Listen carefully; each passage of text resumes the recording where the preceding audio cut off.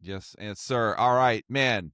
There is no better birthday present than what I'm experiencing right now. This right here is way too long. Way too long. Too long. I just want to warn anybody watching this: the amount of inside jokes. They're all coming. You're not gonna get 90% of these jokes. These 90% of these inside jokes will not make sense. And you know what? We're not gonna explain. We Hey, it's your apologize. birthday. It's your We birthday. You joke how apologize you for want to. nothing and everything simultaneously. It's so good to see you guys. I was thinking about this. I was like, I've had so many people play over 20 years. I have to break this into 2 podcasts. I'm leaving out another 50% of people that have graced this, but it is a joy to see you fellas. I want to introduce you guys one at a time, and I'm going to introduce you with your given nickname. All right, so we're going to start up at the corner here. This is Jamie Davis, a.k.a. Willie T, a.k.a. Snacks McGillicuddy, a.k.a. Oh my God. a.k.a. Better yet, who cares? A.k.a. Oh, no. AKA I'm never off. Aki, AKA I'm never off. AKA how many am I missing any am I missing any, Rich? Man, I I'm feel not like gonna there were tell so if you many. are. There's many. Jamie played drums for me for a good, would you say at least 10 years? Is it 10 years maybe? Yeah, long. I was like 05-ish to about, I'd say I'll just give you 10 5. years. I think it was 5. Maybe it felt like 10 years. Yeah, but I'm only one of many of your long storied career, aka the Carmen, the Italian Stallion is where you started, aka Jason Dunn, aka there's 1,000 people you've played for. So I appreciate your rhythm section, sir. It's good to see you. We have many jokes that we will go into in a minute. Yes, but, for sure. next to him, aka Richard Gilliland, aka Gilly Cat, aka Slaps McGuffin, aka Don't Make Me Jump on Stage, aka It's one time, some people. other ones. Plants vs. Zombies. Plants vs. Yeah. Zombies, aka Who Wants to Play John Madden, aka The Call of Duty Sniper, aka the guy with the big hat. AKA the Is he Waffle House frozen? DJ. What's that? The Waffle House DJ. The Waffle House, the Waffle House whisperer, the truck driver best friend, the AKA I sleep till 6 in the afternoon. Come out at dinner. Come out at dinner time. I have a story for this. I'm going to get to it in a minute. Yes, I will say, there it is, the big hat. We've missed that big hat. I was at Waffle House for my birthday this morning, and I did tell my son to play Backstreet's Back over and over on the jukebox. We'll get into that joke in a second. Why that's significant. Okay, over to my side. This is George Moss, aka G Moss, aka the man who just started his 30s and his 40s, aka Babyface McGuffin, aka I don't know. I'm trying to think of some other AKAs. I won't even list them all. Okay. So Rich was the slap at the bass for me for many, many years. I'd say almost the same amount of time, about 10 years. George went out as probably the I've used you as a fake DJ, but you were definitely there as a on-stage assistant, aka a hype man, aka.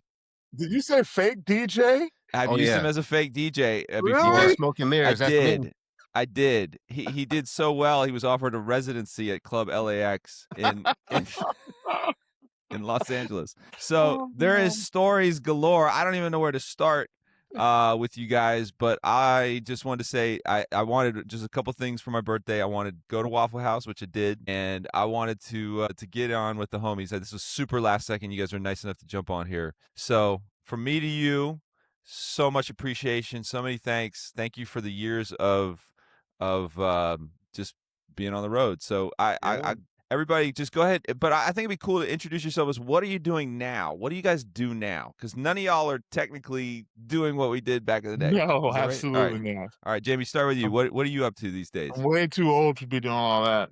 Tour buses and bunks. Heck no. I'll be happy to never get on a tour bus another day in my life, which is very surprising. Tell us how you really feel. I loved it. I loved it when it was happening. Now I'm on staff at a church. I mean, a lot of the stuff that we learned on the road, I didn't realize how valuable all of that stuff was in a church setting. I just completely walked into that. I mean, obviously God knew, but I oversee the worship and production and the online live stream and all that stuff. And then our big outreaches. So I'm the worship and outreach minister. And so I oversee Where's many. that? Where are It's you at, sir? I'm in California, Northern California, up Okay. near San Francisco at a church, Okay. Clayton Community Church. And I've been here about 10 and a half years. And so all of the different skills and stuff that I learned on the road, I do bits and pieces of that now, That's which right. is really Setting up cool. merch tables, ordering various snacks, putting Max wings, McGee. Oh my snacks God. McGee. So that's me. Well, you are clearly the veteran. I mean, you are clearly the veteran of all of us. I mean, you go back to literally playing drums for not the Dynamic Twins, for ETW. Like, that's ETW. That's right. crazy. You That's know what I mean? That's way like back. Christian hip hop, Like 30 years ago. origin story. Gosh, it's crazy, man. That's crazy. So, but there was a little period you were between, playing drums for me and going full time into ministry. You were where'd you play drums, man? I'm not gonna say it for you. Where'd you go? Where? All roads lead to 7-Day Slumber. Come on, man. Okay. Yes, I was a drummer for 7-Day Slumber for 4 years. There you go. After I finished with KJ, I did that for 4 years, and then after that, I came to California. That's right. So, yep. So I covered the gamut from Carmen to Plus One. To Plus One, I forgot the boy band years. Yes, that and Natalie Grant back then they had the same management. That's right. And then I came on with UKJ, and so Yeah, a lot of you've different seen people, the backs of many bits and heads. the backs of many heads. Many That's heads. right. Yeah, so there was a lot of people that I did like in short stints, like one-offs, but those were the chunks of time. Yeah. You and Plus One and the 7th-Day Slumber. That covered my 12 years, I think I was in Nashville. Yeah, So man. I was actually with you for 5 years. Actually, Was it? playing. It was really that Yeah. short? Yeah, it was like 2005 to 2009, something like that. Really? It was that short? Yeah, because I came to Nashville in 2002 and then left Yeah. in 2012. We just got you in, shipped you right back out. That was the goal. Right. Yep, that's me. Okay. Enough on me. Let's talk about Rich. Yeah. Well, what about Rich Gilliland, aka the Gilly Cat, aka aka Slap at the Bass, aka Don't Make Me Jump. All right. Don't Make Me Jump. What I are went you on up to these days, sir? I mean, I went on to live my dreams as a professional nacho taste tester here in the great state of Oklahoma. I've resided here, and that's been my thing. Just tasting nachos. Where's the best spot? No, before KJ, I played with Jamie. After KJ, I played with a rock group, also based out of Tulsa. After that, I came off the road and we started having kids. And I could never answer the question of how am I gone all the time, but still a good dad. Lots of people answer it. They do a great job. I could not solve that Rubik's Cube. So I'm colorblind, so Rubik's Cubes are challenging for me. But I couldn't solve that question. So I came home and man, I just started serving at my local church, which was Life Church or is Life Church. Was MD at another church for a little while here in town. And then eventually a position came open at Life Church for me to step on and help essentially manage the musicians that play at our campuses across the country. So it's like managing creatives, talking to musicians, finding musicians, building worship teams. Like Jamie said, I mean, it's all stuff that, we were either building or doing or learning about while we were out eating nachos and bunks and creating fake Madden teams. Hashtag I Gilliland never ate Trot. nachos in a bunk. I never ate nachos in a bunk. If you did that you're on your own on that one. Oh, dude, Well, you're but not. you ate other stuff. Yeah, come on, man. You didn't live, bro. Like you get those nachos. I know Morph, if he's watching at some point, man, he'd have those things, pudding and donuts, just balanced on his belly, just watching podcasts or movie. It wasn't podcasts back then. It was just movies. Man, I'd be in there with my Xbox and that tiny TV and a little plate of nachos just nestled on my chest. Man, you didn't live, Jamie. What are you doing? this is What he's doing, man. I wish I had a flag to throw because there's so many Yeah. inaccuracies in both what y'all are saying. Because second of all, the infamous nacho story comes from GMA when you shared a hotel room with me. Yep. And I just left for interviews or something. I came back and you were sprawled out, and it was like a mountain. Like it was a mountain. I had never seen you happier in that moment because you had the remote in one hand, the TV on. You had your hideaway cut off shirt, which I knew was like your comfort blanket, and you're like, "Come on in." Just like snagging away. Anyway, Exactly. all right. So there was a little period though from KJ land to Life Church land. You were the all roads lead to Pillar. Why do I got to keep saying what y'all did? Come on, man. Set us up for these things. The floppy hawk. You had the floppy hawk days. No, yeah. it was not floppy. It was there. It was all there. Yeah, I was with. It was there. So those guys lived in Tulsa. They had a changeover in personnel. We had seen each other on the road, like at ATF. Shout out Chick-fil-A sandwiches. Oh man. And Cold so it nuggets. was one of those, like, we went to the same church in town. We'd been on the road. So Rob was just like, "Hey, man, why don't you do this?" And I was like, "Okay, let's do this." So yeah, I did recorded one album, toured it pretty heavy. I think it ended up being about 4 years. After that, I did a short run with Manifest, which was like combining my KJ and Pillar talents together. It was around that time, you know, we were about to have a kid, and I was really forcing it. And I was like, man, I just knew God was telling me to get off the road, and I did. Yeah. I listened to it. I didn't mess around with that call. Yeah.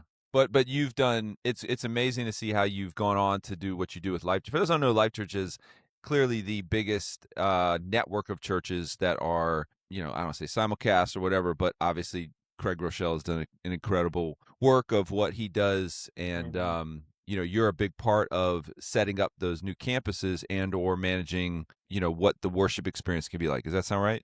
That's pretty accurate. Yeah, it really is. All the musicians that play or want to play at LC, they'll go through an audition process, and I help manage that. So I keep a water line of talent. We're about to launch our 46th campus in Papillion, Nebraska. And what's really, you know, I always kind of struggled with, like, Christian entertainment. Like, what is this? Like, I loved it. I loved everything about it. But what is this? Like, why, God? Why? And so now it's been really great to see those plumb lines through of, you know, now I get to connect with people that I met on the road. Maybe we played with, maybe we toured with, and help build teams to ultimately reach more people for Jesus and push this thing down the field. So yeah, definitely awesome to see all those fun years of eating nachos, either publicly or privately, come to fruition. Yeah. Absolutely. All right. So to my left, your right, or I guess wherever they're looking at it. See, this is my man George Moss. I remember meeting George almost 20. It's got to be over 20 years ago. I think you were just traveling with your first rhyme homie. Yeah. Yep. And then me and George would cross paths all the time in Grand Rapids because you were, you know, one of the DJs, one of the on-air jocks, and also your picture was plastered all over the city. Yeah, with that your was me. kids. I put up posters just for people to know who I was. So George, I feel like you started going out on the road with me as a hype man around 07, maybe. Does that sound about right? It was 06? It was 2008, 2009ish. Okay. Yeah, it was like Jamie was leaving, and I was like coming in. You had to you know, get that ethnicity back into the Yeah, band. we can only have one at a melanin time. blessed man in the band at a time. Yeah. Okay, we have to keep the DEI quota going. But yeah, George, I always give you props, George. You were the consummate hustler that was willing to do whatever it took to be a part of it. Because I remember really the first thing you came out, I was like, dude, I can't pay you. Like if you want to come that bad on the road, and you're like, I'll be there, I'll figure it out. Wow. And you were always basically running after your dreams, so much so that you showed up at a certain person's birthday party. That maybe we shouldn't mention it. Doesn't matter. It was Michael Tate's birthday party that I was invited to, and you're just like, I'm here. I'm like, bro, you're like 7 states away. Like, how'd you get here? You're like, I'm here. I'm like, okay, well, welcome. And you traveled. I mean, we went overseas to Australia. We went, you know, obviously around the country many times. actually we just rocked a show like 2 weeks ago. I know. In It was like, you Wisconsin. said how long it's been. Like, we're still doing it, That's still right. here. Still there. And the funny thing was the show we just did, we're like, yep, there's the ADHD kid. There's the one kid that won't sit still. There's the homeschool kid. Here's the, like, everything was identical. Wow. And the show was still incredible. Like, we're back in a small town. God's doing what he's doing. George is a blessing to my life, et cetera, et cetera. So, but you've had many, can I say all your reiterations of all the different ways that you've like succeeded? Can I mention all of them? I'm still trying to figure out one way I've succeeded. It's like, okay, well, hold on. Come on, okay, man. so you went out with me. You went out with me for years. That sort of, obviously as I was departing from the road, you reiterated yourself into Oxen Clothing, which is what you're rocking right now, which became like a very successful clothing brand. Nice. Still is a very successful clothing brand, but you parlayed that into multiple clothing stuff. I remember one time you're like, yeah, I'm gonna like outfit all the local community colleges like with our brand. Like, of course you are. You did a stint as Toby with Toby, rocking on stage with him. And then at one point you were a part of breastfeeding awareness month or something like this, to this effect. What? They don't know about this. They don't know I don't know about this. No. So okay, so you had posted up a picture of washing out breast pump parts, and this went viral, right? And next thing you know, they had you at was it a breastfeeding Man, they've been conference? speaking something everywhere. I was on. Yeah, weren't you on Good Morning America? Well, they were talking about me on Good Morning America. I think they saw come that I was on, you live Christian. the They were charmed like, life, "No, bro." you can't have him on the show." Let's go. Every time I turn around, I'm like, oh, surely George is doing this thing. He's like, no, I'm over here. I'm a foster dad. Now I'm a foster kid. If you foster kids, what else? You're in Nashville. You have a discipleship program that you're doing. Is that correct? I'm going to stop talking about all the 10,000 ways that you've hustled God's kingdom in a beautiful way, and I'll let you go ahead and talk about it.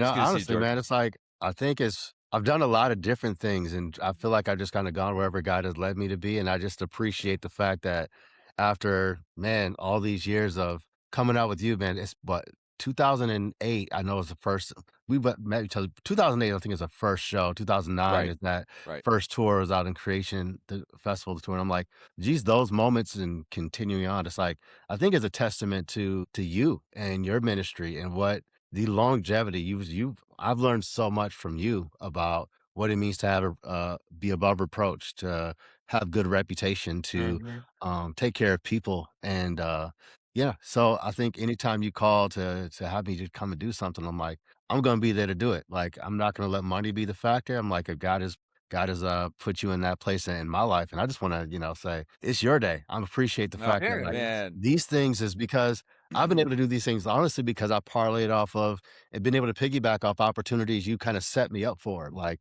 I learned how to do merch. I learned how to serve, not to use your ministry as like a stepping stone, but to understand, no, this is the place, this stage right here is what God has called me to do. I'm not trying to look at the next thing, serving right here. So all those years of like leadership and ministry, like it's been allowed me to do so many other things. So yeah, I just want to say I appreciate that. We've lost Rich into the ether. Like, I'm done talking about KJ. I'm out of here. All right, now we can talk about him. Just like, I'm out of here. It's just like, enough of this. Can I go get some plate full of salsa and make this thing happen? I was thinking about this today, actually. This is one of the reasons why I wanted to get you guys on, is that there he is. Hey, back again. We're like, gone, buddy. I guess. Somebody had to say it. Oh, so okay. Inside joke number one. First of all, okay, the first line of Five Tweezy is, I said, I've been gone, but I'm back, I guess. So because these guys were forced to hear my lyrics over and over and over and over and over, what became as a lyric generally started to become as a joke. So it was like, this became, I think, your phrase, right? You'd be like, you just kind of walk in the room and be like, been gone, but I'm back, I guess. Or something to that effect. I was saying, Rich. Gosh. Okay, inside joke number two. There is, I'm just gonna have to explain these because nobody else will get these punchlines. Basically, there's a Mexican mariachi singer named Timo Gonzalez who one guy who probably should be here is Pete. Once a week, Pete, my keyboard player, aka Liquid. Oh man. found this tape and of Timo Gonzalez, and he looks really like how I used to look. Yeah. And he's like, "When did you put out a Mexican mariachi album?" And I have to put the picture up at some point. I had never put out a Mexican mariachi album, but then this became a battle cry for Rich on any particular moment of silence to just cry out, Timo!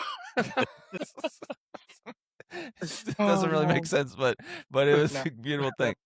All right, so we certainly have to get into like some road stories and things like that. We're gonna definitely do that. But I want to say before we do that, I was thinking about today how much joy I have knowing that everybody, I would say, the vast majority of those that have traveled with me have gone on to do greater things, in my opinion. Have gone on to do I would say incredible things, like knowing that Rich, you are pioneering the worship experience at churches all across America is amazing. Jamie, knowing that you're serving in pastoral ministry like is incredible. I made joke about George, but there's certain areas that like they don't bring me back anymore, they just bring George back. That's not true. Like the goal never was that this would be an end all be all, because all you guys really pretty much were part-time all the time. You know what I mean? Like, and that's just the nature of the music industry. I'm so glad to see, I take joy knowing that, you guys, and not only like nobody ever deconstructed, nobody walked away from the faith. Actually, if anything, you guys went even deeper in what you do. So that to me is like way bigger than any stupid thing that's behind me on this wall. So I'm really proud of y'all. It brings me joy to follow you and see you guys, what you do on social media. And just one more thing, so Cool. anyway, that was, let me get that out of the way. To piggyback on what George said, man, I just gotta publicly thank you too, because I mean, I was on the road with Jamie before you, but the way I saw you lead your business, your music time, how you were intentional about spending time with your family, who you were as a man of God, like it set the intensity for everything I did afterwards when I was on the road.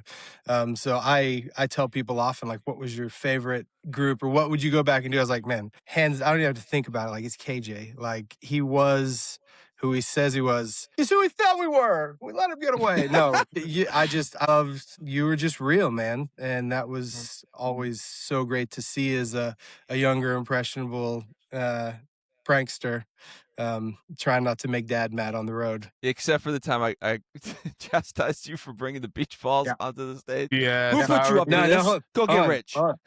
It was the beach balls were there, but it was the kid in the giant fish costume. It was the kid in the giant fish Wait a minute, I I don't remember told that him. story. What happened? I listen, I want to publicly repent and apologize for my handling of that behavior. It was a rough day. Okay, the beach balls got the best of me. Yep.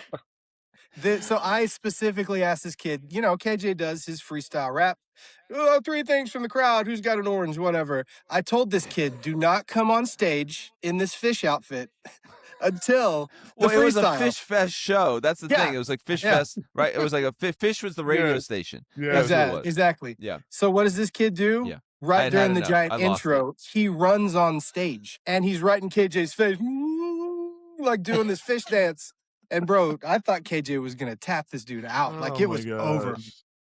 Okay, I think the phrase that I remember. Hold on, I knew we were gonna go. We're gonna go into these stories. We might as well go there. Okay, so first of all, it was in Chicago. It was a fish radio show, and it was not going well. And this is really just my ego. I'll say it 100%. It was my ego.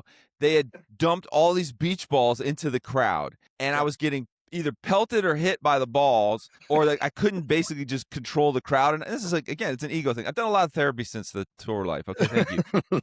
There is a drastic need for me to control things. So if I don't have full control, that was like I had, whatever was going on. Anyway, it was an absolute chaos. And then out of nowhere comes this kid who was one of the, I think it was in the band, wasn't he? Wasn't he one of the guys in the band? 11-7 or 70-11. What was it? 11-7? Yes. I think it's 11-7, right? And he just doots onto the stage in this fish costume, and it was just like the last straw. And I don't remember. I don't think I could actually get it. I was trying to chase him down and get him off, and he couldn't hear me. He was just like bopping around, and it was just, I was just not a good day. And again, I am not this person anymore. I've grown a lot since then, but I was like, I think I found then keyboard player Pete, and I was like, who told you to? Or maybe I chastised him first. I don't know. I think I went off on him first. You're like, who did it? And they was like, Rich, who told you to come up on stage? Rich Put told me you to up do to it. He's like, this. my Rich? Rich? Yes. Oh man, it was Rich like, put you up woo, to this. he had bass in his voice, man. It was intense. Exactly. Like, Exactly. go get Rich right now. That's what I it was was. I like, well, told I had a Pete to good go run. get you. Yeah. He Man. got sent Had to a the good run. principal's office. That was Oh intense. man. Well, It's just, I've come a long way. I'm sorry, Rich, man. You're Well, such a it's sweet now it's guy. my turn. Now it's my turn to share things about KJ that we appreciate. Yeah, so I'm older. How old are you, KJ? How old are you I today? turned 51 today. 51. So I'm a couple years older. Well, 3. I'll be 54 this year. So when KJ first started, when he first came around, I was with my ex-wife. She was a manager and his manager, and we were working with Plus One, and we had you come out. I think it was on Winter Jam. Was one of the first things that we did, and one of the first Sounds things right. I really appreciate about KJ, and I've mentored lots of musicians and stuff over the years, and one of the things I always tell them about is like how you have to be ready, and then when your opportunity comes, you have to be ready. And nobody did that better than KJ. I remember when you came out, like you got like 10 minutes, maybe 10 minutes at the very beginning, lights up on that Yeah. tour, but you maximized that time and you knew exactly what to do with that time to have the whole crowd into, and people left KJ fans. And I remember, like always, you would do sound check, and you just you knew what you needed to do, and you knew how to serve the rest of the people involved. And you would do sound check, and I swear it would be like 15 seconds, and you were like, okay, I'm good. And they were like, what? And you're like, no, I'm good. But you were just so focused, and you killed that time. And I watched you from that moment on, every opportunity you have. And I always tell people, it's like one thing to get an opportunity, to be like, when opportunity and preparation meet, that's when luck happens, and you were able to catapult yourself into great things because you were ready. Like, character wise, we never put you in a space where your character couldn't handle it, and I Thank you, appreciate Jamie. that. Me and Rich were just talking about this. I'm sorry to go deep, but pastor That's is what I okay. do. I appreciate it, man. It means a lot. The last few, I did a Jason Dunn came and did a show opening for Seventh Day Slumber here in my town recently, and I Nice. got to talk to him and hear his testimony, and how he, at the last end of Hawk Nelson, he said he deconstructed his faith before Right. deconstructing his faith was really a thing. And then we know Jonathan went on to deconstruct his faith and has basically left the faith. Right. And so I was just really struggled recently, because it's like, and I even apologized to Jason because he went through a lot of things. And then I apologized. I was like, man, I feel like I was one of the people that helped make Hawk Nelson, like part of the machine that made you famous. And then when that all came crumbling down, none of us were there. And I apologized to him. I was like, so it feels like we were more into making you a star than worrying about whether your character could handle it when you got there. And so I struggled with that. And Rich encouraged me, because not everybody that did that. And KJ, you never did. You were strong. Your character could handle the places that, when I say machine, I'm talking about the machine that was me, as a small part of, with my ex-wife, and like Trevor McNevens, and the Tooth and Nail people, all those people. Like, we just pushed people out and used whatever ability they have, and showcased it, and it took off. But not everybody could handle it. And Yeah. KJ, you always could. You were character first. Talent and knowing how to use your gift to make an impact, spiritually and professionally, to execute, to know what it is to maximize your time and catapult yourself forward. And then some of the character things, like I remember one time we were on the Revolve tour, I think it was, and me and Rich and maybe it was Pete, we were late getting to the bus to leave. And Kate, I remember something. It was like 10 seconds, and I've never forgot it. And I've adapted that. And you said nobody will ever be waiting on us, and that was it. Never happened again. We understood that we were not going to be the ones. We weren't going to be the rap group that was late and dragging everything down and making everything like we were going to be professionals, and that's what it took to be on the road with you. And I've always appreciated it, man. I mean, I know you're younger than me, but I've learned so much for you about how to do this and do it effectively, character first. And so I I appreciate it. appreciate that.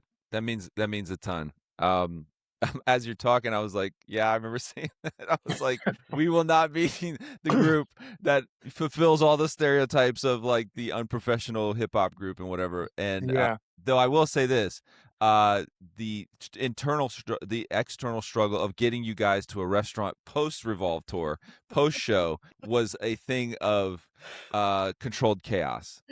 You guys, so we would do these major girls events, Yeah. and then they would, be done. You'd be done by like 8, 9 o'clock or whatever, and you'd be in right there in the middle of downtown, and you're inevitably hungry. You want to hang out, and so there became, and it was, we call it affectionately the estrogen cloud, because it was so female. Yeah. Everything was so female. It was like the few guys that were on this tour were like, we have to go have some guys time, and that was actually a literal joke called "It's guys night." So we would go and try to find something that was open, and you guys prided yourself on no plan, no direction, no restaurant picked, no particular place we were going to. And I'm like, somebody has to steer the ship. We're going to Chili's. Take your per diem and start walking. And then inevitably we'd get there, and it would just be another 50,000 girls in the place. So you really couldn't escape anywhere you went. But Jamie, you always affectionately referred to that time as like grown up summer camp. Like you always said, like it was like one giant, never ending like summer camp field trip. Our time on the road. Do you remember saying this? Yes, I remember that. It was a great time. But anyway, let's get into road stories. Unless you have like a thought before I move on. No, I just think that's definitely about character. I mean, it's a lot of funny stories, but through all that, like I think that Revolve tour, Columbus, Ohio, was one of my first shows that I did like on that level, and I just remember like sitting there. Do you remember me sitting there just looking out the window, feeling trapped in stared this out the window hotel? for like an hour, like, and I'm like, you okay, this is George? You all right, like, buddy? this is not what I thought Christian music was going to be in terms of like, I didn't want to feel like I'm a boy band, but Well, I mean, it is, you're in an arena with 10,000 girls. Yeah. Like, there's nothing comparative to that sort of level of like whatever that is. Very few people ever explore that. And I think it was one of the first ones you did with me. And yeah, you're right. You came back to the room and you just opened the window and just stared out into like the city skyline. Not like excitedly, not excited. We didn't know what was going through your head right then. And I think what was going through your head? You were like, yeah, what was going through my head was like, this is my first time being like, okay, I'm with the big boys now. Like, I came from being an indie person doing youth groups. I'm like, hey, we're doing this whole arena. And I'm like, I did not want to be a Justin Bieber of this. I'm like, why are we doing the same thing that the world is doing? And it was like, and that was a just twisted perception. This is my first time being there. So I'm like, and I was really questioning. I'm like, man, is this what this guy does? Is this what like this is about, trying to like have all these girls gawk all over you and things like that? But then so I was just processing all that. But then during that time and over the year, just recognized that no, like that wasn't your character. Like, and we've seen several people, even in this industry, get caught up in just the fame of, in the silliness of what fame is in the Christian music world. Yeah, and that was kind of that's going in. Sorry, go ahead, George. No, I'm saying being thrown into that, it was really making me analyze what I was here for. But I feel like it's that moment in seeing how you handle that what made me realize, okay, this dude is a real deal. And from starting that moment, I was like, okay, I can learn from this guy and build a career out of that. So like, yeah, it was a Revolve tour. That now I'll never forget that. Columbus, Ohio, downtown, and 10,000 girls in the streets. I'm like, we gotta go through some secret back door. You had to go through like the service elevator. Yeah. So while you're staring off into the abyss, I'm just like, George, it's not that deep, man. Can we go like to Chili's right now? Because I'm really hungry. Can you process this on the way to Chili's? It's like, That's Hey, hilarious. you've been there before. That was I was my like, first time. you're gonna come down on this. I promise, buddy. I'll be right there. But in the meantime, I'm really hungry, and these 3 cookies in the room are not gonna suffice. Right. Always Oh, those cookies in the cookies, room. bro. Yeah. There's Those always cookies in the cookies. room. And Yes, a I glass miss of those milk. cookies. Anyway, all right. So we've been on for about 35 minutes or so. I would like to do this. There's a few road stories that really, like, when people go, tell me something wild from the road. Like, I have about 5 stories that I'm like, nothing compares to this. But I don't want to jump into those until I want to hear what's one road story or one road moment or one tour moment or something that absolutely, like, when someone asks you that era, what's your Yes. story? What's the one you tell? Well, mine is a combination of a couple things. Like Okay. we would always put the name Jim after things for some reason. I think that's a rich reason. Like Maui Jim, Snoop Jim. Like Everybody somebody that something looked Jim. like I Snoop forgot Dogg. about that. I was totally rich, but we always did that. And then like Lou Louderback. We were in the airport one time and we heard over the intercom, Lou Louderback, please pick up a white courtesy phone. And so after that, we used Lou Louderback like for every scenario. I forgot about the Jim. You'd be Oh, yeah. like, oh, that's Cheese Jim over there. You know, like everybody was something Jim. I think it's because like you would pick one thing off somebody in the airport, and there Yes. was somebody you were visibly angry over somebody wearing a Maui Jim shirt. Like that's where I remember it started. You're like, get a load of Maui Jim over here. No, the dude was wearing like flip Sorry, I didn't flops hijack your story. and short All right, shorts, Jim and Lou Louderback. Go ahead. and he was Rich. wearing a sports coat. That was Maui Yes. Jim. That's what it was. Sport Yeah. coat, shorts, flip flops in the airport, waiting for Starbucks. That's awesome, man. You were Maui Jim. visibly angry by his attire. Well, that's mine. Lou Louderback. Lou Louderback. You would also say, if something went wrong, you'd say it was wide right something. It was the one kicker Vanderjack. that Vanderjack, what was wide it? right. Vanderjack. Like if somebody screwed something up either on stage or on the sound, you're like Vanderjack, wide right. Oh my gosh.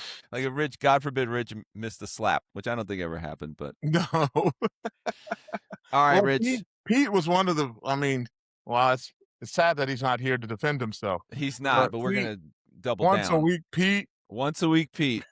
God bless him. This guy, Pete, aka Victor, aka Liquid, went out kind of like as he'd sing, he'd play keys. Yeah. It was kind of goatee would like basically put him on the tour with me, and he got on the tour bus the very first time. Had no idea that it was gone for 2 months. That basically got on the bus with like a bag of maybe not even a bag of I think he had a backpack. As And we're pulling out, he was like, "What?" And he just 2 always months? found a way to do something. Like he'd 2 forget his months? phone, he'd forget his backpack, he'd He forget had his just keyboard. gotten married. He got just married. got married and left his new wife, in an apartment with like no furniture and Right. was going to be gone for like 2 months. 2 months and didn't know. Had to call and tell her he wasn't coming home. Yeah, that was wow. Wow. And then he would play. Who would he play in Madden and just run the score up so bad that he would just throw the controller down and cuss and just walk off? I'm sorry if I blew up his spot there. Do you know what I'm talking about? It was I think it was the one guy in Super Chick. Yeah, He Brandon Estelle. He would basically score a yeah? touchdown. Oh, Dally. He would Matt score Dally. Matt. Dally. He would score a touchdown on Matt. Kick an onside field goal immediately. No, he would score a touchdown, get the 2-point conversion, Yes. kick an onside kick, recover, score again. By first quarter, it was 55-0. Yeah, that was every me. night, I Dally. did- That was you me. did that?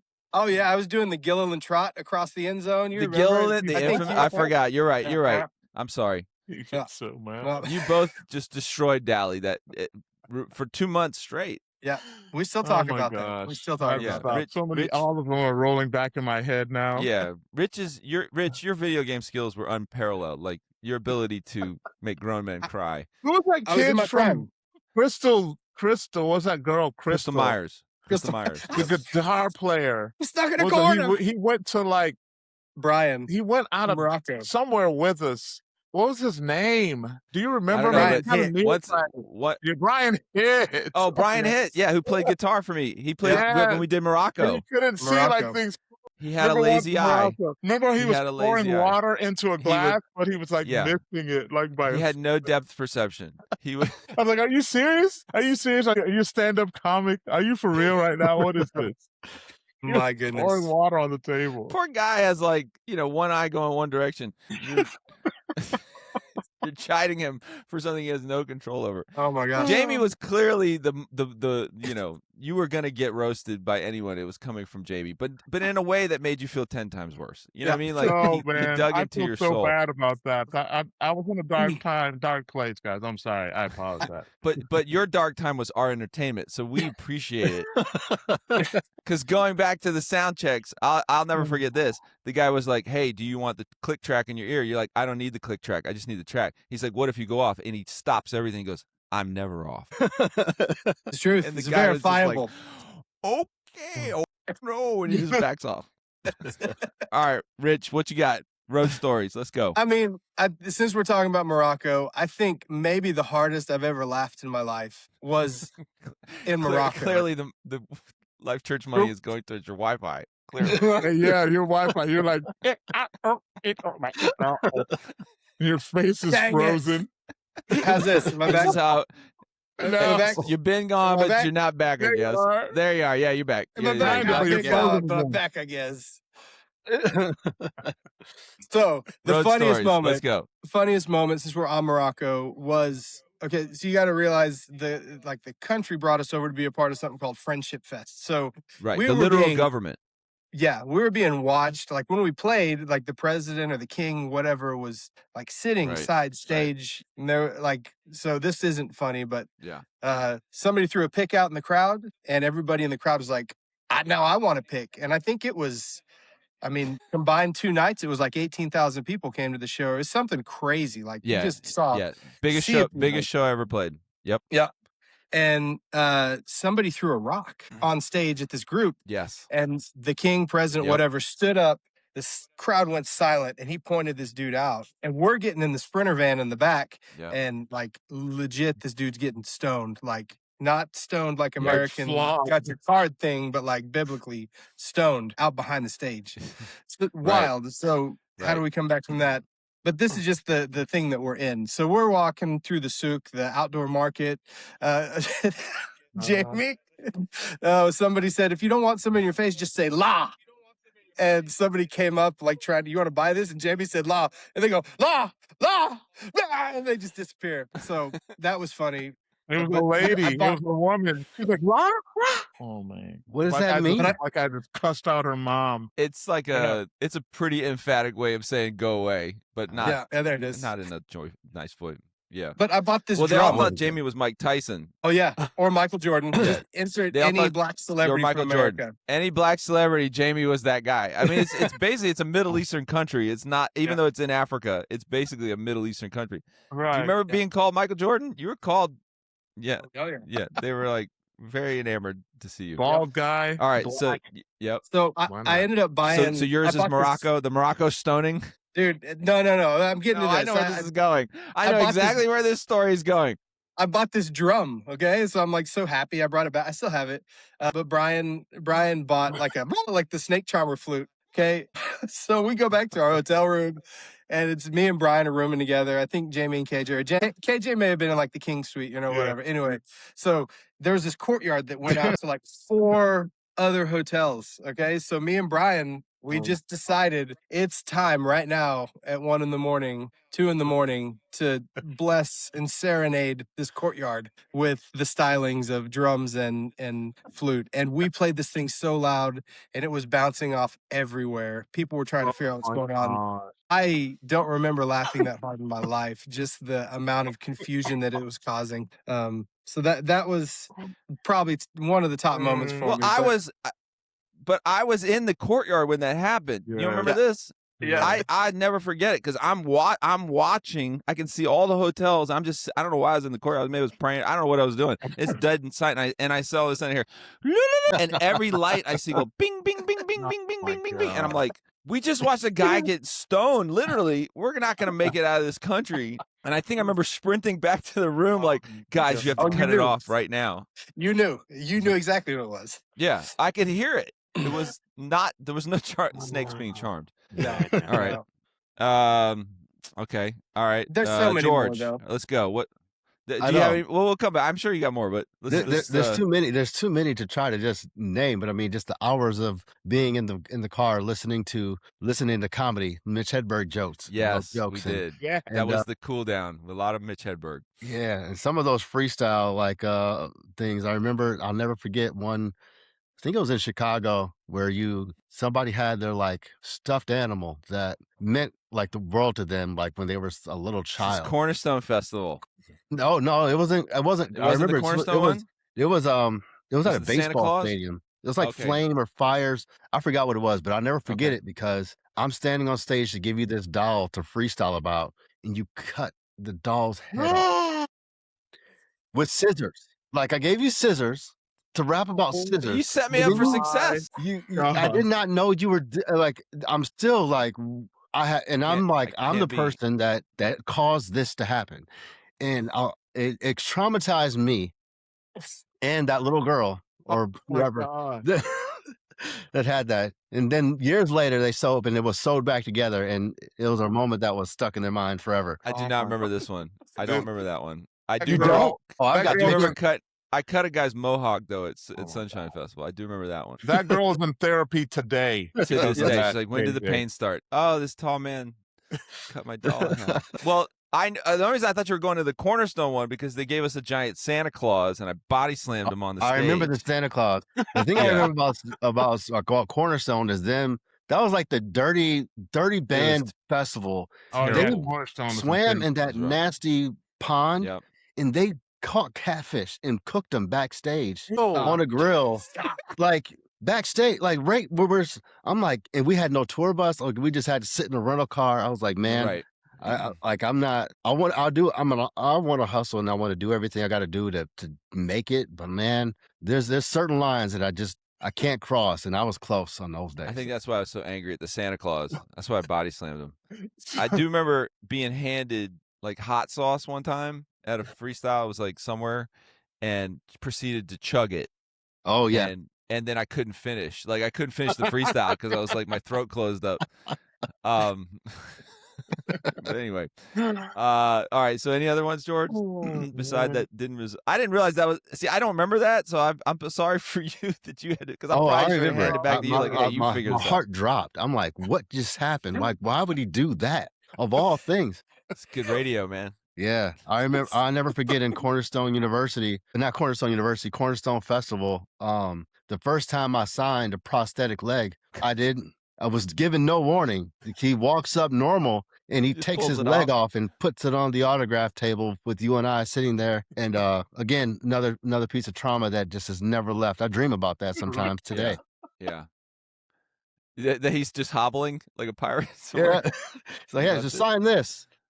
They had you signed a bit of everything. I did. This is very true. We have several stories of signings gone wrong or words being said that were words being said not safe for podcast material. No, they're not. I thought about it too, but I figured no. I'm not saying all the things that I remember. I'm just saying the ones that could be good for the podcast. You keep that one tucked behind the curtain there, Jamie, if you know what I'm talking about. All right? You keep that on the shirt, Jamie. Yeah, keep it there, buddy. I've got a doozy from Canada too, but we're not going to tell that one. Oh, no, that's what I'm What's your Canada one? What's your Canada one? No, is it I'm the not infamous telling. poutine joke? Okay, all right. We're not talking about. We're not talking. Okay, well, all right, fine. I'll save that for Patreon. It's just fries and gravy. I remember one Canada show that I've got for you. We did a festival up in some amusement park, and your flight left that day, but my flight got delayed, and I was stuck in Canada on the 4th of July, and that was wow. KJ's Go gone America. home. I'm sitting here in Canada on the 4th of July. I never forget. No fireworks. Gosh, George, I'm so sorry, man. This range of emotional trauma from Justin Bieber screaming girls looking out into the distance. Yeah, I'm sure. I was like, all right, George, hope you figure it out. Cornerstone guys catfishing out of the lake and now to this, and then cutting off heads. Like George has been he's been in therapy KJ. This brings us to my favorite worst show of all time, and it's not a bad show. It wasn't a bad show. I just want to say the most memorable one. I put this one in my book. It's the infamous Corn or Porn. Oh my God! Screaming guy. Yes. So we played. I never forget the show because we flew into Indianapolis and they like blew the bank. Like they flew all of us except for no. I think it was Jamie, Rich. Was Pete there? I think Pete was there too. Wasn't Peter he? Morph. It may have been Morph. Definitely Morph was there. Yeah. I think it was basically the full set. I always had different setups where, to accommodate a church, like, hey, you want to go full blown, everybody, you want just the hype man, you want somewhere in between. Right. I always try to tailor to what I could do to a lot of different people. But this one, they were like, yeah, bring the whole shabil. Yeah. And it was about an hour north of Indianapolis. So I had to rent, a big minivan or whatever to get us there. And I remember when we pulled up, I mean, it's literally just cornfields just for miles. And I'm thinking, like, what are we stepping into? But I've stepped into so many random spots. It didn't blow me away. But it basically, when I pulled in, it was just a flatbed trailer. And there's literal kids running around, no shoes on, just going crazy. The church was incredibly excited for us to be there, but there was no. I remember, Jamie. There was no. There was nothing in the kick drum. I think that was what it was. Yeah, that it was completely empty. So it sounded like basically like a marching band kick. And that the field was so close to the flatbed stage that the horse from the field could basically put his head over the fence onto the stage where we were. Do you remember this? Is it coming back? Okay. Yes. So I remember that's petting just that setting. horse. That is. I remember. I think it was like the promoter or one of the guys at the church. He's like, "You can bring him home if you want to." Like he was like, "It's for sale," and I just remember stepping in. I'm like, "This is not going to go typical." But I remember them also sharing. They're like, "Hey, we brought a band in last year. They, they saved up all year to do one event, right? Is what they do." And they're like, they just hid out in the basement. They never came out. They complained about everything. And I think I remember going to you guys and going, "Guys, all bets are off. Like, whatever cool thing we think we are, let's throw it out. Like, we're just gonna be here to hang out with people, and we're gonna set a different tone than what was the previous year. Because obviously it's a church that spent their money and made it happen." So I was like, I'm gonna go play basketball with these kids. You don't gotta go play, but just I'm letting you know my tempo of what I'm gonna do. And I remember, Jamie, you had to go and borrow like somebody's blanket from the audience to like stick into the drum kit. And the sound system was kind of cobbled together, but the horse is what one just kept killing me because he would just kind of trot up. It'd be like literally at your back, you know what I mean? Like, hey, buddy. And I have a fear of horses, so it was a lot to work through. But they made us like this amazing dinner downstairs, and and when we finally actually did the show, like it was a good show. Like it was about 100 people or so. It was a good crowd. They were excited for us to be. I just remember there was bugs everywhere in the air, but it was time well spent, which is what it should be, right? Right. The actual story that sticks out in my mind is that when we went to leave, because we had to drive back to Indianapolis that night to catch the flight out the next morning, I don't even know if there was any hotels in the town, as we went to a gas station and across the street, and they had been telling us about this all day, is that somebody in the town or somebody was trying to put in what is equivalent to a sex shop into the town. Like they wanted to put in like some sort of porno store or whatever. And the church had been getting arrested by going out there and protesting this coming in. And they had been taking a stand, like, not in our city, not in our town, it's not going to happen. Well, when we went to the gas station, two things I remember very clearly. One, Jamie and Pete were like, "We're not getting out of the car. You're going in for us." You're like brown people stay in the car, white people go into this truck stop or whatever. And I'm like, "All right, man, no problem." But little did they know, as they were waiting, the guy was across the street with a bullhorn yelling at everybody that went into the gas station a very distinct phrase. And his phrase was, on a bullhorn, we just got done like, "Hey, man, we're with you, bro. Like, we're standing with your church. Like, we're on your team. This is a bad thing. Don't let it happen." He's yelling on the bullhorn as everyone goes in and goes, "Corn or porn? Which one you gonna put your butter on?" Like, he kept saying it over and over and over. Oh my gosh. That was his phrase. And we're just like, "One of porn." Man, what is this the whole day? Nothing has made sense. We got a horse. Somebody tried to sell us a horse. These guys are getting arrested. And then the guy is just like, but then out of nowhere, this is what I remember clearly, was a giant storm came in. And like it was just like the hand of God came in and blew away his stand while he's yelling on the bullhorn, and he's still out there like fighting the storm, fighting Porn. porn. Which one you go put your butter on? And I just remember at that point, like everybody in the band was like, "Can we just go? Can we just leave? Can we drive home? Can we It's a go good away?" question, man. Corn or porn? You Yeah, can't have both. it's the You age can't old have both. question. Can't Choose ye this day. see this day. What you will pick. And God bless the church. I mean, it's like, and that is a lot of what my career was. It was small town churches, you know, wanting to do something for the community. Rap is what they're, you know, and they weren't always hip hop fans. Like we were in a lot of spaces that were not hip hop centric, right? So Right. the beauty of that is like we broke a lot of ground. So anyway, Yeah. So for every Revolve tour, there was 15 right. corner Oh, yeah. porn. Corner All Oh, yeah. little That was not the norm, but yes, people, yeah. something. Yeah. Just get in a car, drive Yep. for an hour, you know, stand it, you know, rock it for some kids that may or may not know who you are, don't care who you are. And that's Yeah. really what my show was built around, was like, it doesn't matter who you are, like let's all have a, you know, a vibe together and let the Lord, you know, speak to you and stuff like that. So anyway, it's been a great birthday, guys. I appreciate it. Happy birthday. Happy Yeah. Happy birthday to Oh you. man. Frosty the Yes. Snowman. Happy birthday. Happy. That's Yeah, it. it is. I'm cheering for y'all. That's it. I ran out of cheers. There's the claps. All right. I spent a lot of money on the sound effects.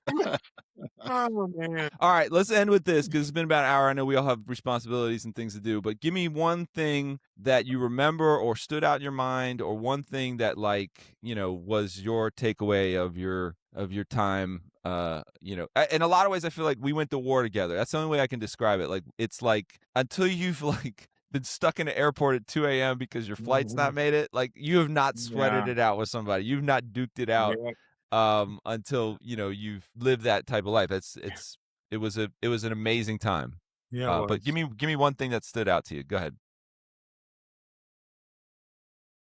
Anyone? And go. I'd say Bueller. the Yeah, one fine. thing that stands out to me of kind of wrapping all of it up together is just like there was always there's 1,000 stories that we all have of things that are funny, and it's always almost constantly laughs and jokes, and it seems like there's nothing taken seriously except for the craft of like, hey, get there on time, put on Right. a show, like, you know, like that stuff was always taken seriously, but for the most part it's always been sort of, you know, laughs and fun and games. And sometimes I'd wonder like, hey, like, are we going to spend some time, like, you know, in deep Bible study and prayer and, you know, things like these type of things? But in actuality, I feel like what is proven over time is how God has worked, how like the guys that you're staying with, like we're all serving in ministry, we're all, Yeah. you know, still wanting to see people see Jesus, and we can still do that even though we spent years doing a Thriller dance for, you know, children in churches and I mean, of all these things, is like it just seems so silly. Right. But it just shows that at the end of the day, it's not the work that we put in, it's what God has been doing. And it's like I'm so grateful that I've got to be a part of this point in history of what's happened. So I want to say thanks, Absolutely. KJ, for, you know, That's cool. allowing me to Appreciate do it. it and be a part of what God has been putting you. So thanks, man. You're still doing it, George. You're still making it doing happen. it. Still here. Still going. Still here. I remember one at some point, I don't remember where it was in the sequence of years, but I remember KJ you gave me and Rich an iPod. Remember that? You gave us an Something like that, yeah. iPod and you said, and I'll never forget, you said, it's been a good year. And if I win, we all win. And so that was a quite a gesture, because in that time, that was an expensive gift. And for both of us to get a brand new iPod, that was a big deal. And for that to be the Was it the sentiment. video one? Yeah, I think it was. It's funny to look back, like the screen would have been that big. Like this is Yeah. But I remember how big of a deal that was. And Sure. that again, that's part of those character things, those little things. Yeah, that they're like, I hear what you're saying, George, that we had a lot of fun and we laughed, and we may not have had a lot of like intense Bible studies, but there were nuggets, there were lessons. If you were paying attention, there were things that you exuded, your character and your philosophy about things, that if you were paying attention, you could take that and then that will help catapult you into whatever else God had. And I remember that when I win, we all win. And so thank you. Thanks for my Yeah. iPad. My iPod. Man, it's good to know I peaked back in '07. It's all been downhill since then. I know, I appreciate it, man. It's Yeah. true. If I win, we do all win. We should all Yeah. win. It's Amen. never about one person. That's cool. Absolutely. So true. And just like All you were right, saying touchdown. about that show, Corner Porn up there. One thing that always stuck out to me is I think we did a show, it was in Louisiana. I think it was like a Catholic mission or something like that. And this church was basically dying. And that's what they're saying. Like, we don't have any youth. We don't know what to do. So we brought in KJ52, and they had like a skate park that they built, and they're trying to reach their community. And I just remember that was always like, and then KJ being Jonah who he is, just like, hey, this is the score today. This is what we're doing. And just like, man, we would just go out and talk to people, just our presence being there, joking, bringing positivity, whether it was the Bible studies or anything like that. We were always in people's lives. And what I love the most is, I was KJ's employee. I worked for him as a contractor, and he was a mentor. I looked up to him, but it's been really great now to continue that relationship. And George, I know we talked at one point. We haven't talked as much, but Jamie, we talk all the time. I love that we're still in each other's lives, and I know that at any point I could call you guys, and you're there. So I'm Absolutely. thankful for my time. Appreciate it, man. Well, let's do this. I'd love to pray with you guys and end this on that note. Feel free if you want to pray too, obviously, but I want to pray for y'all. It brings me joy to see you guys walking in, what I would say your giftings and your callings now. And who knows what even the next step from there is. This could be just one more phase. You know what I mean? There's so many opportunities, but Lord God, I just want to start by saying thank you for Rich Gilliland. Lord, thank you for the incredible giftings that he's had over the years, but also the continual giftings of leadership and vision planning and really setting the stage for what you're doing through Life Church there. I thank you that how he's led his family, God. I thank you that he's continued to, he exuberates joy in everything he does, Lord. And I thank you for the smiles and the laughs that he's brought to my heart for so many years, Lord. I thank you for Jamie, Lord God. I thank you that he's walking in the pastoral gifts and qualities that you've always had in his life. I thank you for new starts, second starts, restarts, overstarts, all the different ways that he's continued to just level up constantly, Lord. I thank you for his family that he gets to lead, Lord. I thank you that he's a father and a husband, Lord God, and I know that you have even more things in store for the community that he's in. That is it's really just the beginning, God. 50 is just a number, Lord. It's always what it's ever been. Your giftings and your callings never cease or fade. Lord, I thank you for George. Lord, I thank you that he has just continued to explore so many different giftings and opportunities that he's had, and there's probably more that we don't even joke about yet because he hasn't even walked in it yet.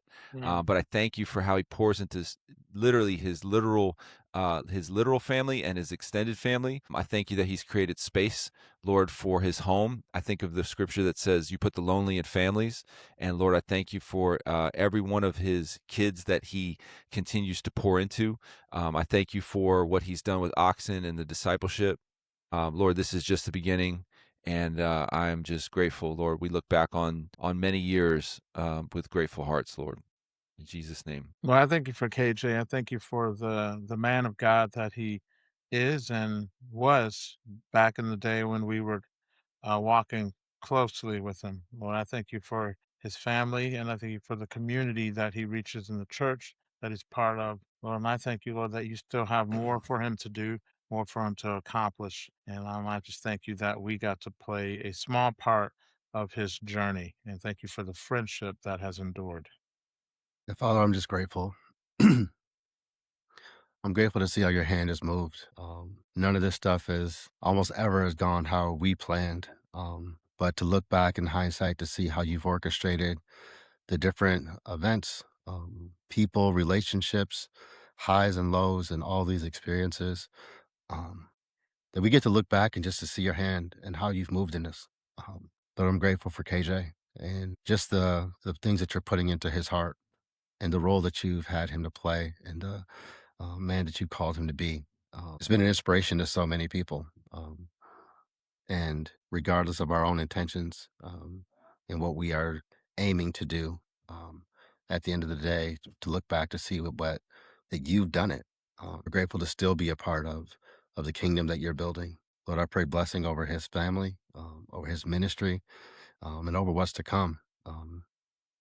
We can say we can always look back on all the things that in history of what we've done so far, but it's definitely not over. There's definitely still more to come. And I'm just grateful for the last 50 years, and I pray for the next 50. And Right. not only that, for the things that we're doing here will last far longer than any lifespan that we can have. It's all a breath, but we focus on things that happen eternally, and that we get to be a part of building your kingdom on this side of heaven and forevermore. It's in Jesus' name. Lord, I thank you for my brothers, and just thank you for KJ and everything he's done for us and so many, Father. I just pray you continue to be glorified in our fun stories and our hardships, Lord. We love you. Amen. Amen. Well, thank you, fellas. It's been a great time. Man, let's go ahead and set a date in 2076, and we'll just get back Hop see right back where into everything's it. gone. Yeah. If George would look like he's just starting his 40s. I'm gonna call up Mouse to be the bus driver, and oh man,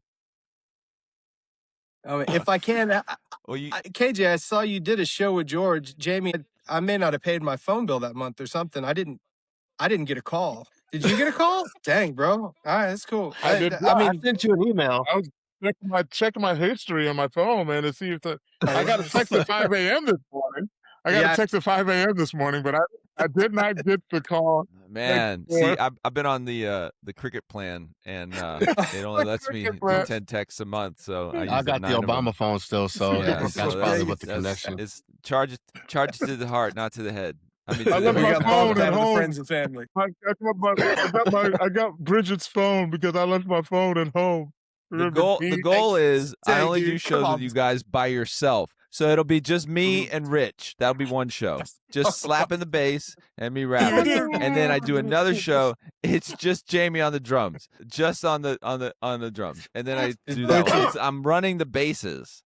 Just all right, fellas. Appreciate it, man. I know we all got things to do today. I wish you best. I thank you for hopping in the group chat. And does anybody have a charger? Does anybody got a charger? I left my charger at home. I'm done now. all right, peace, fellas. All right, peace. Later.